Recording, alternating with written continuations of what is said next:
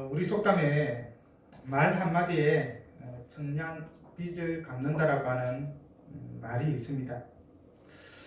그만큼 말이 중요하다는 것을 보여주는 속담이죠. 오늘 본문은 지혜롭게 말하고 행동하는 것이 우리 삶에 얼마나 중요한지를 잘 보여주고 있습니다.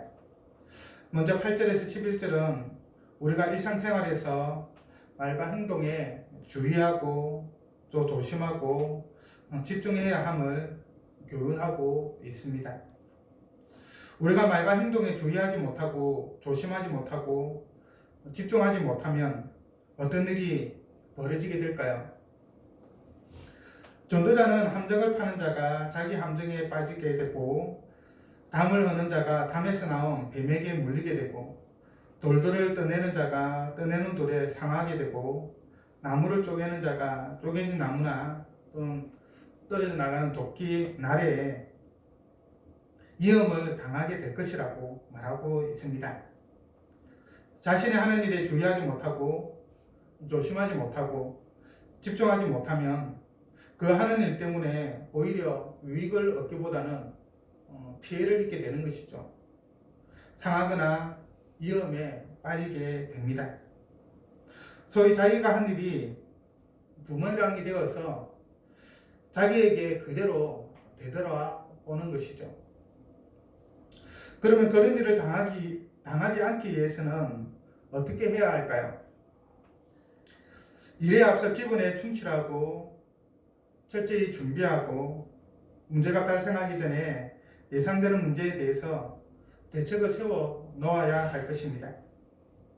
전도자는 철 연장이 무디어졌는데도 나를 갈지 않으면 힘이 더 든다라고 말하고 있습니다. 그리고 주스를 베풀기 전에 뱀에게 물렸으면 술객은 소용이 없다라고 말합니다. 칼에 이빨이 나가면 요리를 제대로 할 수가 없죠. 요리 재료를 제대로 쓸 수가 없습니다. 쓴다 하더라도 상당히 힘들게 쓸게 되죠. 그래서 미리 칼을 갈아 놓아야 하는 것입니다. 칼을 잘 갈아 놓아야지 재료를 쉽게 손질할 수 있고 또 요리를 하는데도 마음이 편하게 되는 것이죠. 더불어 뱀을 다루는 사람은 뱀에게 물릴 경우를 항상 염두에 두고 행동해야 합니다. 물린 이후에는 아무리 뱀을 다루려고 해봐야 사후 약방문밖에 안 되는 것입니다. 이런 일이 발생하는 것은 기본에 충실하지 않고 준비가 소홀하며 예상되는 문제에 대해서 대책을 세우지 않았기 때문이죠. 너무 방심을 하였기 때문입니다. 사람들은 너무 쉽거나 매우 기초적이거나 그리고 익숙하거나 또 그 일을 내가 아주 잘하기 때문에 자만하면 주의하지 않고 제대로 준비하지 않으며 대책을 세워주지도 않는 그런 경향이 있죠. 그리고 바로 그때에 위험에 내몰리게 되는 것입니다. 어쩌면 이번에 다시 코로나19 환자가 서울을 중심으로 해서 한 명 때문에 또 많이 늘어나게 되었죠. 어느 정도 방심한 그 결과가 아닐까 그런 생각을 해보게 됩니다. 우리가 방심하게 되면 소홀히 하게 되면 그런 위험에 내몰리게 되는 것입니다. 그래서 전도자는 오직 지혜는 성공하기 유익하니라 라고 말하고 있습니다. 여기서 지혜란 단지 무엇을 잘 알고 잘 분별하는 것 그것만을 이야기하고 있지 않음을 우리는 알 수 있는 것이죠. 즉 지혜란 단지 아는 것만이 아니라 그 아는 것에 따라서 행동하는 것도 포함하고 있다는 말입니다. 칼이 묻으면 갈아야 한다는 것을 모르는 사람은 없죠. 누구나가 다 압니다. 그러나 갈지 않으면 그 안다는 사실 자체가 아무런 소용이 없는 것이죠. 뱀이 무는 것을 모르는 사람은 없습니다. 그래서 뱀이 지나가거나 뱀이 있으면 물리지 않게 항상 조심을 합니다. 그런 조심을 하지 않거나 대비를 하지 않으면 뱀에게 물리게 되는 것이죠. 이처럼 지혜는 단순히 아는 것을 말하는 것이 아니라 행동을 수반한 암이라고 말할 수 있습니다. 우리가 우리 자신이 한 말과 행동에 의해서 위험에 빠지지 않기 위해서는 우리가 아는 것에 따라서 말하고 또한 행동해야 하는 것입니다. 자신이 하는 일에 대해서 어떤 위험이 있는지 알고 있다면 그것에 대해서 주의하고 조심하고 집중하고 그리고 예상되는 위험에 대해서 대책을 세워 놓아야 바로 그것이 지혜라고 말할 수 있는 것입니다. 아는 것을 행동으로 옮길 때 모든 일이 잘 되는 것이죠. 아는 것만으로 그치면 일이 잘 될 수는 없는 것입니다. 다음으로 12절에서 15절은 말만 많이 하는 것은 어리석은 것이라고 우리에게 교훈을 합니다. 전도자는 지혜자의 말은 은혜롭고 우매자의 말은 자기를 삼킨다라고 말합니다. 그 지혜자의 말은 다른 사람들에게 유익을 주는 것이죠.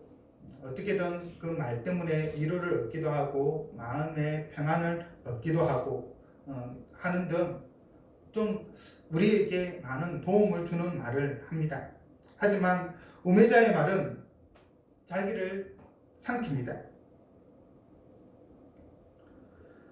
우매자의 말은 다른 사람에게 해악을 끼칠 뿐만 아니라 자기 자신을 파멸로 이끄는 것이죠.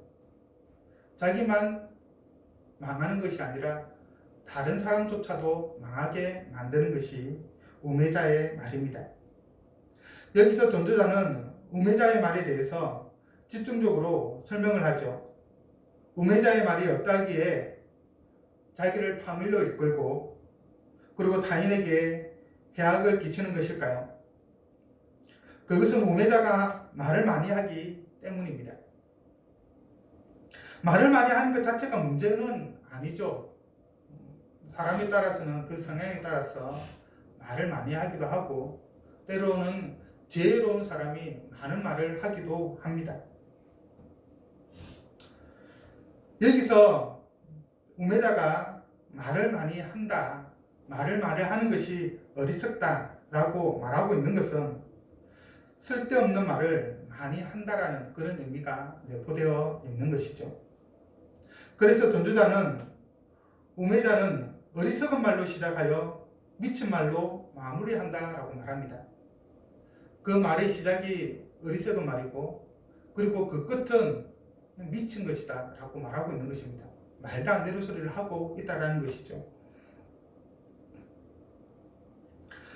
많은 말을 하지만 새겨 들을 만한 말은 한마디도 없는 것입니다. 어떤 점에서 그럴까요? 왜 전도자는 우매자의 말을 어리석다라고 말하고 미친 것이다 라고 말하는 것일까요? 그것은 우매자가 가장 지혜로운 자조차 알지 못하는 장래일에 대해서 자신은 잘 안다라고 확신 있게 말하고 있기 때문입니다. 14절에서 전도자는 사람은 장래일을 알지 못하나니 나중에 일어날 일을 누가 그에게 알리리요 라고 말합니다. 동일한 문구가 8장 7절에도 나옵니다. 물론 그 앞에도 다른 구절들에서도 미래에 대해서 알지 못한다는 말이 많이 나오는데 10장 14절의 말씀과 8장 7절의 말은 거의 동일합니다. 8장 7절의 말씀은 사람이 장래일을 알지 못하나니 장래일을 가르칠 자가 누구이랴 라고 되어 있습니다. 장래일은 아무도 모르기 때문에 가르칠 수 있는 사람도 그것을 알 수 있는 사람도 없다라는 것이죠. 사람은 장래일을 알지 못합니다. 알지 못하기 때문에 가르쳐 줄 사람도 없고 안다고 말하는 사람은 거짓말하는 것이 되는 것이죠. 그런데 우매자는 자신은 장래일을 안다라고 자신 있게 말합니다. 가장 지혜로운 사람도 알지 못하는 그 일에 대해서 자신은 안다라고 말합니다. 모르는 것을 안다고 하는 것만큼 어리석은 사람은 없죠. 그렇기 때문에 그들의 모든 수고는 피곤하게 할 뿐이죠. 왜냐하면 그들의 모든 수고는 헛된 것으로 계결될 것이기 때문입니다. 알지 못하는 미래에 대해서 그 일이 반드시 성공할 것이다 라고 근거 없는 확신을 가지고 그 일을 행하기 때문에 그 일은 결국은 실패로 끝날 수밖에 없는 것이죠. 결국은 그들의 모든 수고는 헛되게 되는 것입니다. 그들이 이렇게 아무것도 이루지 못하는 것은 성읍에 들어갈 줄도 알지 못할 정도로 기본적으로 그럴 능력이 없는데도 불구하고 말만 앞세우기 때문입니다. 행할 능력이 없는데도 불구하고 할 수 있다라고 말하는 것이죠. 이룰 수 없는 일을 두고 그것은 반드시 이루어진다라고 말만 하는 것입니다. 그렇기 때문에 그들의 모든 수고는 헛된 것이 되고 그들의 말은 어리석음의 극치를 보여주는 것이죠. 이것을 8절에서 11절의 말씀과 연관시켜 생각해 보면 우매자가 말을 많이 한다라고 하는 것은 어떤 일에 대해 발생할 위험에 대해 아무런 준비도 대책도 없이 말만 앞세워서 호언장담하고 모든 것이 잘 될 것이라고 하는 그러한 환상에 빠져 있다는 의미이기도 합니다. 그렇기 때문에 어리석은 것이죠. 지혜자는 결코 장래일에 대해서 반드시 100% 성공할 것이라고 말만 하지 않습니다. 실패할 것을 생각하면서 그 실패를 줄이기 위해서 철저히 계획을 하고 준비를 하죠. 그리고 대비책을 세워둡니다.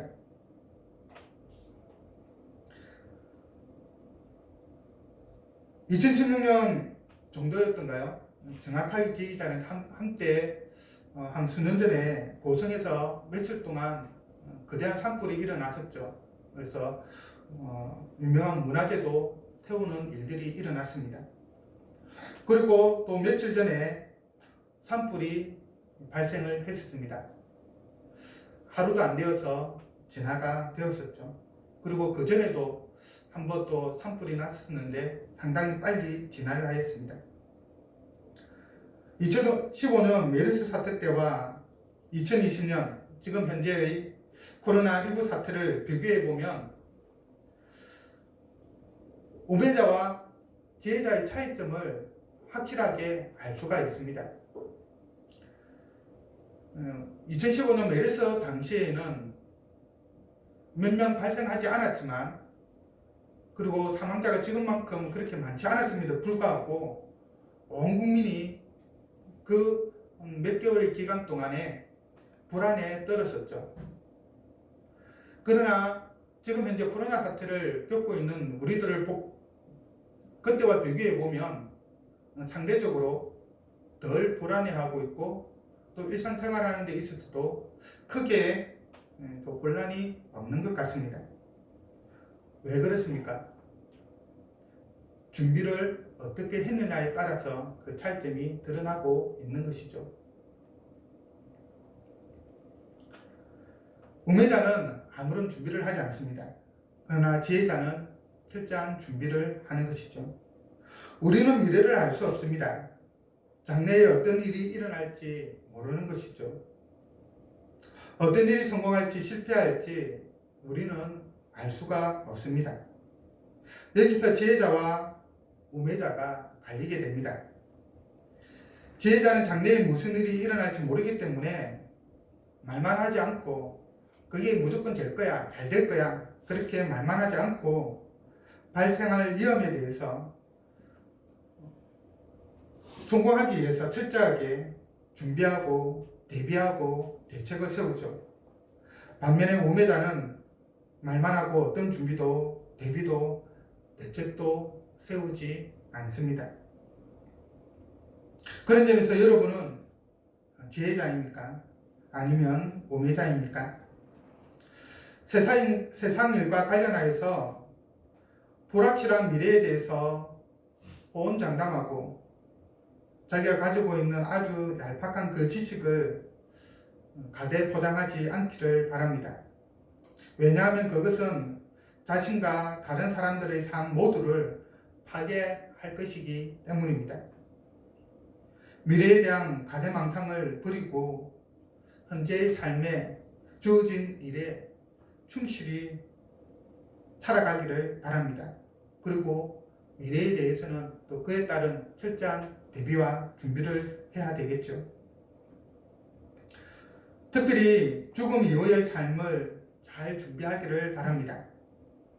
예수 그리스도를 하나님의 아들로 우리의 구원자로 믿을 때에 우리의 미래는 확실합니다. 우매자는 믿는다 말만 하죠. 하지만 지혜자는 믿음으로 그 행동을 보입니다. 그 행동의 가장 기본이 되는 것이 바로 예수 그리스도를 하나님의 아들로 나의 구원자로 나의 입술로 시인하고 고백하는 것이죠. 그리고 그 믿음에 따라 예배를 드리는 것입니다.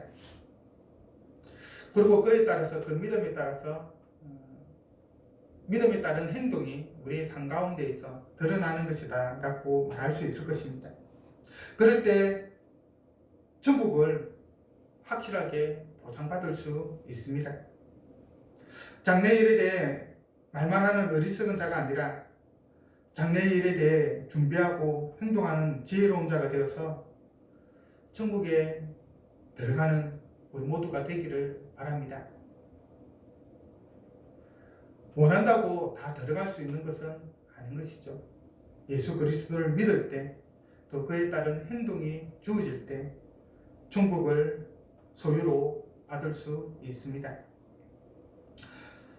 마지막으로 16절에서 20절은 주어진 자리에서 성취를 행하고 비밀은 없기 때문에 조심해서 말하고 행동하는 것이 지혜로운 것이라고 전도자는 말합니다. 전도자는 나라가 흥하고 망하는 것은 왕과 고관들이 어떻게 행동하는가에 달려 있다라고 말합니다.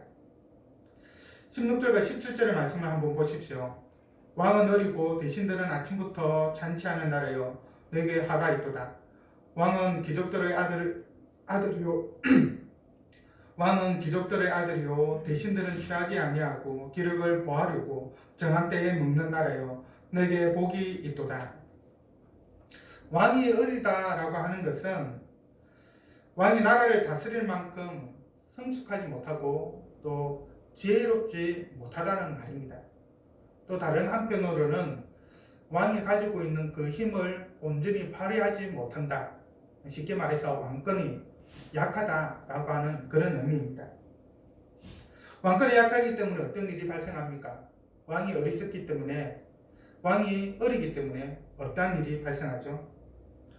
당연히 그 왕이 가지고 있는 힘이 신하에게 이동하게 되죠. 왕권이 약하기 때문에 신하들이 왕을 좌지우지하고 나라를 자기들 마음대로 다스립니다. 대신들이 아침부터 잔치를 한다라고 하는 것은 정사를 돌보지 않고 유혹만을 즐기는 것을 보여주고 있는 것이죠. 돈만을 탐하고 그런 백성들을 착취하는 그 일들에만 눈이 멀어 있다라는 그런 뜻입니다. 백성들의 삶에는 관심이 없고 자신들의 유익만을 추구한다는 말입니다. 이런 자들이 지도자로 있는 나라는 흥할래야 흥할 수가 없죠. 나라가 망하는 대부분의 경우를 보면 백성들이 힘든 그 이유와 연관하여서 그 위에서 그 나라를 다스리는 사람들이 부패해 있기 때문인 경우가 많이 있습니다. 지도자들이 제대로 나라를 다스리지 못할 때 그 나라는 제대로 쓰지 못하고 망하게 되는 것이죠. 반면 왕이 귀족의 아들이어서 나라를 자유롭고 독립적이고 지혜롭게 잘 다스리고 대신들은 취하지 않고 책임감 있게 행동하고 정한 때에 먹어서 나라를 생각하고 백성들을 위해 정치를 하면 반대로 그 나라는 흥할 수밖에 없겠죠. 일례로 잔치를 해도 단순히 즐기기 위한 잔치가 아니라 합당한 이유가 있어 보상의 차원에서 잔치를 엽니다. 전쟁에서 큰 승리를 했다고 한다면 다 함께 즐길 수 있겠죠. 이는 백성들의 살기를 높이는 일이고 결국 나라가 잘 되는 길이기도 합니다. 곧 위계가 제대로 서 있지 않은 나라, 왕이 신하의 위치에 있고 신하가 왕의 위치에 있는 나라, 주어진 위치에서 자신의 역할을 제대로 수행하지 못하는 나라, 그런 나라는 백성이 고통을 당하고 망하게 되지만 위계가 제대로 서 있고 왕이 왕으로서 신하가 신하로서 그 역할을 제대로 수행하는 나라는 백성이 태평성대를 누리고 그 나라는 흥할 수밖에 없는 것입니다.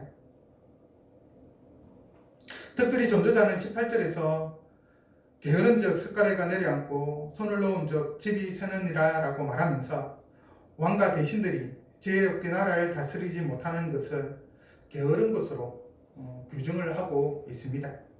그리고 그 나라는 제대로 서지 못함을 말해주고 있죠.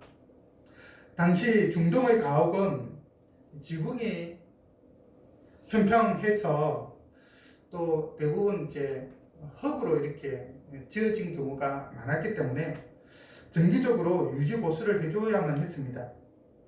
그래서 지붕에는 석회를 발라 두었는데, 그래서 비가 새지 않도록 그렇게 했었는데, 정기적으로 이 석회를 발라두지 않으면 갈라지고, 그래서 그 틈을 통하여서 비가 세게 새는 경우가 있었습니다.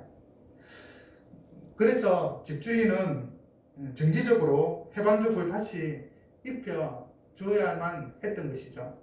그래야지 비가 새지 않고 또 좋은 환경 가운데에서 살아갈 수 있는 것입니다. 집이 집으로서 역할을 제대로 할 수 있었던 것이죠. 그러지 못한다고 한다면 어떻게 됩니까? 집으로서 역할을 하지 못하게 되는 것이죠. 그것을 게으른즉 숟가락에 내려앉고 손을 놓은즉 집이 쓴다라고 하는 표현을 하고 있는 것입니다. 이것을 나라에 적용해 보면 정치 질서가 거꾸로 된 나라는 유지 보수를 하지 않는 나라와 같습니다. 유지 보수를 하지 않는 그러한 집과 같은 것이죠. 왕이 신하의 위치에 있어서 왕권을 제대로 행사하지 못하고 신하가 왕의 위치에서 왕의 다짐을 받는 것이 아니라 왕을 좌지우지하는 그런 나라는 곧 망할 수밖에 없습니다. 유지 보수를 하지 않는 집이 물이 새어서 집으로서의 그 역할을 못하듯이 정치 질서가 제대로 서 있지 못한 나라는 곧 망하게 될 것입니다. 이와 관련하여서 잔치의 예를 들고 있습니다. 19절을 보십시오. 잔치는 희락을 위하여 베푸는 것이요 포도주는 생명을 기쁘게 하는 것이나 또는 범사에 이용되느니라. 16절과 17절에서도 잔치에 대한 그 의미가 들어가 있습니다. 어리석은 대신들은 아침부터 잔치를 하죠. 하지만 지혜로운 대신들은 취하지 아니하고 기력을 보하려고 정한 때에 잔치를 베풀어서 먹습니다. 잔치는 희락을 주고 포도주는 우리에게 기쁨을 줍니다. 어리석은 왕과 신하는 희락과 기쁨만을 위해서 흥청망청 잔치를 베풀고 포도주를 마시죠. 결국은 어떻게 됩니까? 여기에는 돈이 엄청 들어가게 되는데 나라의 살림은 생각지 않은 그 가운데 결국은 나라 살림이 동나게 되는 것이죠. 그리고 백성들의 삶은 더욱더 피폐해져 갑니다. 이 잔치를 베풀기 위해서 더 많은 고열을 백성들로부터 짜내기 때문이죠. 결국 그들은 백성들의 삶은 안중에도 없는 그런 정치를 하게 되는 것입니다. 그리고 결국은 나라가 망하는 것임을 우리는 우리의 역사를 통해서도 세계의 역사를 통해서도 보게 됩니다. 하지만 지혜로운 왕과 신하는 잔치를 베풀 때를 알죠. 잔치를 베풀 때 베풀고 포도주를 마실 때 마십니다. 백성들과 함께 기뻐하고 백성들의 살기를 높이죠. 필요한 만큼 사용하고 절제합니다. 나라 살림을 걱정하면서 잔치를 베풀어야 때 베풀고 또 멈춰야 할 때를 알고 절제해야 할 때를 아는 것입니다. 왕과 신하가 성실하지 못하여 게으르고 태만한 나라는 망하지만 왕과 신하가 성실하여 지혜롭게 행하는 나라는 보국 강변의 길을 가게 되는 것입니다. 거기서 오늘 우리나라에 한번 정의해 본다고 한다면 아마 우리가 좀 더 현실적으로 느끼지 않을까 그렇게 생각해 봅니다. 한편 비밀은 없기 때문에 항상 조심해서 말해야 합니다. 부주의한 말은 우리를 공경에 빠지게 만들죠. 특별히 권세 있는 자에 대해 저주하는 말이라고 하면 더더욱 그러할 것입니다. 20절에서 말하는 왕을 저주하지 말고 부자를 저주하지 말라라고 하는 이 말은 비판을 하지 말라는 뜻이 아닙니다. 왕이 잘 다스리지 못하고 권세자들이 힘을 악용한다고 한다면 부자들이 온갖 부정과 비리를 통해서 자기의 부를 쌓는다고 한다면 그에 대해서는 당연히 비판을 해야 되죠. 설사 그 때문에 어려움을 겪는다 하더라도 그에 대해서는 분명히 비판을 해야 합니다. 20절에서 말하는 이 저주는 악의적인 것을 말합니다.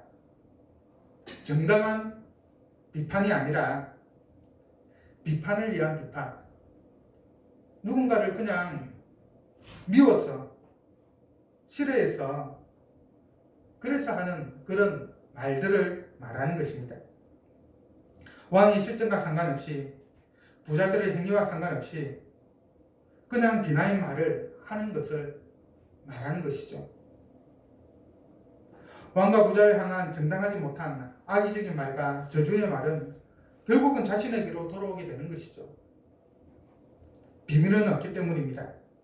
전도자는 공중의 새가 그 수를 전하고 나의 짐승이 그 일을 전파할 것이라고 말합니다. 우리 속담에도 낱말은 새가 듣고 반말은 쥐가 듣는다라고 하죠. 또 벽에도 귀가 있다라고까지 이야기를 합니다. 비밀을 지키는 것은 결코 쉽지가 않습니다. 아무리 내가 비밀스럽게 한 말이라 할지라도 새어나가게 되어 있는 것이죠. 그래서 전도자는 심중에서라도 가장 사적 공간인 침실에서조차도 왕과 부자를 저주하는 말을 하지 말라라고 말합니다. 아무도 모른다고 생각하는 것도 비밀이라고 생각하는 것도 알려지게 되어 있기 때문에 항상 조심해야 하는 것입니다. 특히 이 사람을 저주하는 일은 그것이 알려지면 반드시 자신에게 피해가 오기 때문에 어떤 경우에라도 하지 않는 것이 유익한 것이죠. 그것이 지혜입니다. 말씀을 맺겠습니다. 신독 역행이라고 하는 말이 있습니다. 홀로 있을 때 몸가짐에 힘쓰라는 말입니다. 아무도 보지 않는다고, 아무도 모른다고 누군가를 향한 저주의 말을 하지 않기를 바랍니다. 악한 행동을 하지 않기를 바랍니다. 사람은 보지 않는다 하더라도 하나님이 모든 것을 보고 계십니다. 그렇기 때문에 우리는 더더욱 조심해야 하는 것이죠.